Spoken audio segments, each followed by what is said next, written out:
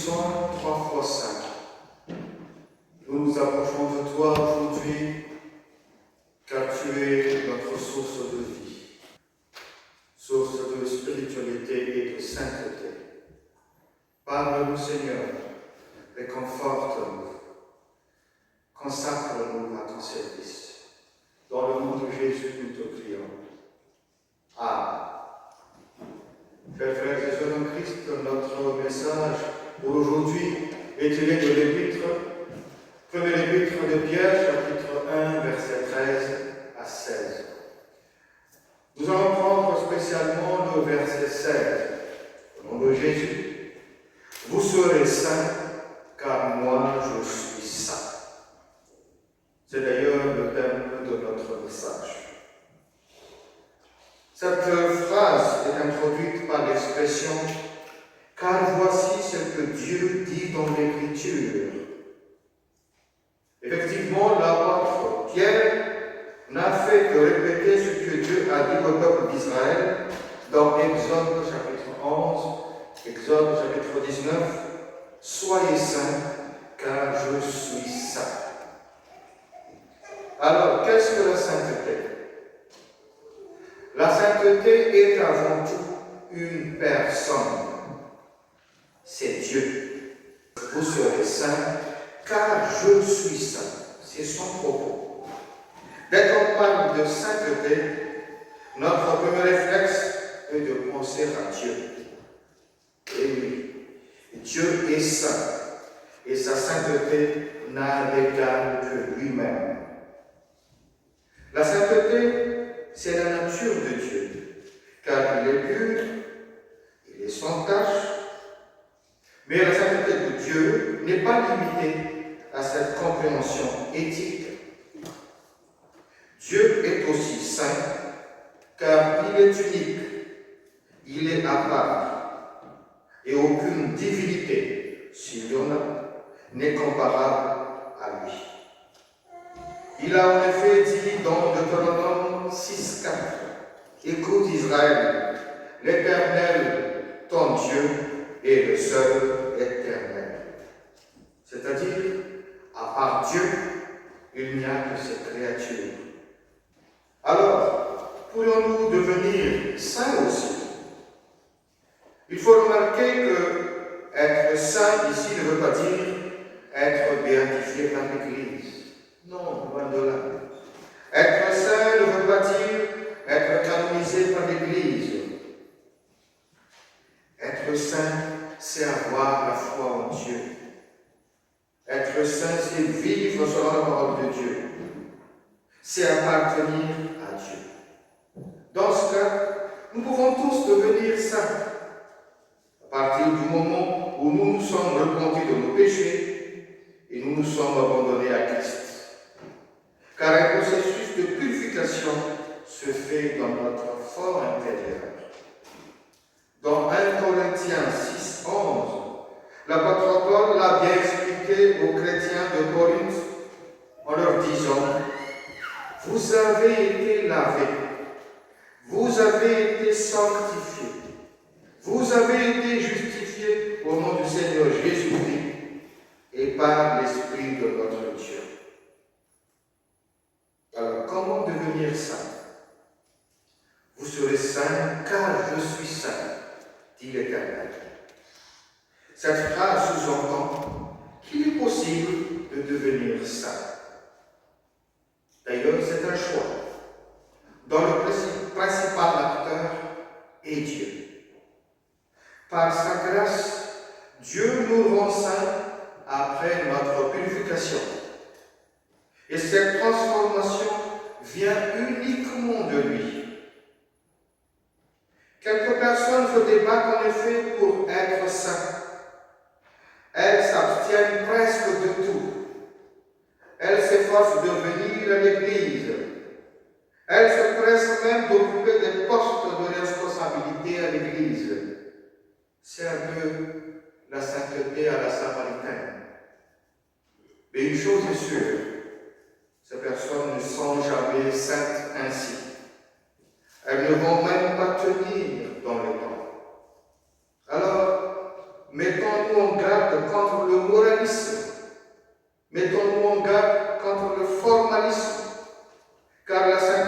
pas juste une question de moralité. Il est impossible d'être saint par nos propres forces, parce que la sainteté n'est pas un caractère que nous nous forgeons. La sainteté n'est pas une attitude que nous pouvons développer par nous-mêmes. La sainteté est une œuvre de la grâce divine. Elle implique une transformation progressive à l'image de Christ. Et c'est essentiel pour la vie chrétienne. Lorsque nous sommes nés de nouveau, nous sommes transformés. Nous sommes devenus saints. Et cette transformation nous apprend à haïr les péchés. Cela ne veut pas dire qu'il nous arrive plus de péché. Non. Lorsqu'on tombe éventuellement dans le péché, on n'est plus comme avant. On est mal à l'aise. Et on a hâte de nous repentir. Car nous haïssons maintenant le péché. Nous n'aimons plus offenser notre Seigneur. C'est des signes qui vous montrent que vous êtes encore dans la sainteté. La transformation nous motive à rejeter les plaisirs du péché pour trouver notre délice en Dieu. Et cela s'apprend dans notre marche avec le Seigneur. Ces derniers temps, on nous reproche d'être incultes. On nous reproche de faire le prosélytisme. Alors que moi, je trouve logique, si la plupart des chrétiens dans le monde entier a réagi face à la moquerie du christianisme pendant la cérémonie d'ouverture des Jeux Olympiques à Paris récemment. D'ailleurs, il n'y a pas que les chrétiens qui ont été choqués. Il y a eu des musulmans, des philosophes, des politiciens même. Et nous, les chrétiens, c'est normal si nous avons réagi. Car une fois à Christ, notre sainteté nous rend sensibles à tout ce qui est abomination et impudicité. Comment effectivement cautionner une prestation qui ne fait qu'outrager le christianisme en faisant la parodie de la Sainte Seine, à la sauce LGBTQ+. Oui, à la sauce LGBTQ+, car il y avait des chorégraphies de travestis barbus et de danseurs efféminés. Tous les ingrédients étaient réunis pour que le spectacle soit un étalage des vices les plus ignobles, tels que la promotion du polyamour. C'est juste une promotion de la vie de débauche, et c'est vraiment impudique. Alors, nous avions raison de réagir, car ça ne se passait pas dans un cadre privé. Ce n'était pas dans une boîte de nuit. C'est un événement mondial, suivi par des millions de téléspectateurs à travers le monde. C'est une manifestation censée être pour tout le monde dans un cadre familial. Mais on a délibérément porté atteinte aux sensibilités religieuses, même au nom de la laïcité. La laïcité ne permet pas aux dirigeants d'outrager ainsi des religions. Malgré tout, cet événement nous a servi d'un test pour éveiller notre sensibilité chrétienne. Il nous est dit, d'ailleurs, au verset 13 de notre texte, c'est pourquoi tenez votre intelligence en éveil, soyez sobres. Chers amis, nous sommes appelés à être saints. Et être saint, c'est être séparé du monde. 2 Corinthiens 6, 17 nous dit, c'est pourquoi sortez du milieu d'eux, les païens, et séparez-vous, dit le Seigneur, ne touchez pas ce qui est impur, et je vous accueillerai. Chers frères et sœurs en Christ, sachez que la sainteté nous protège aussi de toute forme de destruction. Avant d'infliger la 10e plaie en Égypte, Dieu a demandé à son peuple d'asperger par le sang de l'agneau immolé les deux poteaux et le linteau de leur porte. Il leur a demandé cela pour que l'ange de la destruction passerait seulement par-dessus quand Dieu frappera toute l'humanité. Et quand le peuple a accepté d'être séparé du reste, tout leur devenir a été épargné. Alors, bien que nous soyons dans le monde, Dieu sait reconnaître les siens dans les temps difficiles lorsque nous suivons ses consignes. Et le sang du Christ versé sur la croix nous protège de toute forme de destruction. Notre sainteté vient donc sceller notre démarcation d'avec le reste. Elle vient préciser que nous sommes différents. Nos échelles de valeur sont différentes. Faites vous-même votre propre bilan. Est-ce que votre train de vie est toujours le même après votre engagement? Si oui, alors là, vous n'êtes pas encore en Christ. Aimeriez-vous vous divertir plutôt avec les païens? Préférez-vous la compagnie des païens dans tout ce que vous entreprenez? Alors c'est mauvais signe. On connaît tous le dicton. Dis-moi qui tu hontes et je te dirai qui tu es. Quand vos amis proches sont majoritairement des païens, cela veut dire que vous partagez encore les mêmes valeurs. Alors soyez vigilants, car la sainteté doit être préservée. Voilà pourquoi, une fois à Christ, nous sommes appelés à nous séparer des mauvaises compagnies. Le Seigneur nous dit dans Jean 15, 19, « Si vous faisiez partie du monde, il vous aimerait parce que vous lui appartiendrez. » Alors ne vous laissez plus entourer par des mauvaises compagnies pour éviter que leur emprise ne vienne souiller de nouveau votre sainteté. Car la sainteté, c'est notre nouvelle nature en Christ. Par ailleurs, la parole de Dieu dans Romains 12, 2 nous dit « Ne vous conformez pas au monde actuel. »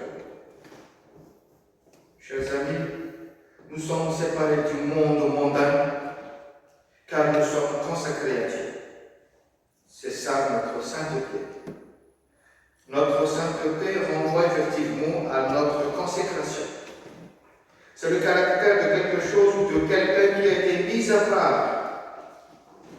Chez nous, par exemple, il y a une vaisselle que nous ne sortons que pour nos invités de marque. Ça se fait, non? Nous avons probablement un type de vaisselle exclusivement destiné au service de notre mari ou de notre épouse. Nous avons peut-être une vaisselle destinée à servir la nourriture de notre chien, etc. C'est-à-dire, si quelque chose est destiné spécifiquement à une personne, on ne devrait plus l'utiliser pour une autre, car elle lui appartient déjà. Logique. Nous aussi, quand nous avons accepté de nous appartenir à Dieu, cela nous donne la capacité d'être au service exclusif de Dieu. Et ce qui fait notre sainteté. Alors, ne retournez plus dans votre ancienne vie, car c'est un privilège d'appartenir à Dieu. C'est par la grâce de Dieu que nous puissions le servir, et nous devons en être fiers. Chers amis, faites attention, car le monde essaie de nous faire croire que la sainteté est une utopie. La sainteté, c'est juste un rêve. Ils disent que seul Dieu est saint et qu'en dehors de Dieu, personne ne peut l'être. Non. Le plan de Dieu est clair. Vous serez saints car je suis saint. La sainteté n'est pas juste une question de morale, c'est plutôt une question d'appartenance et de relation avec Dieu. Dès que nous vivons notre foi en Christ, nous sommes saints car nous appartenons à Dieu. Bien que nous ne soyons pas des anges, nous sommes saints. Bien que nous ne soyons pas infaillibles, nous sommes saints. Bien que nous ayons péché, par sa grâce et son pardon, nous demeurons saints après les avoir confessés. C'est la raison de notre culte hebdomadaire. Ce n'est pas juste de la routine. C'est pour nous ressourcer à chaque fois auprès de celui qui peut nous écouter, auprès de celui qui peut nous pardonner, purifier après notre confession de péché. Le réformateur Martin Luther a dit que nous les chrétiens, nous sommes à la fois justes et pécheurs. Il a dit cela pour exprimer que les croyants sont justifiés par la foi en Christ et considérés comme justes devant Dieu, tout en restant pécheurs dans leur nature humaine. Il est tout à fait possible de faire la différence et de se démarquer. Alors soyez braves et fidèles, même au milieu d'une génération déchue et méchante. Ne vous séparez plus de Dieu, le 3 fois saint, car vous êtes son temple. Vous êtes le temple du Saint-Esprit.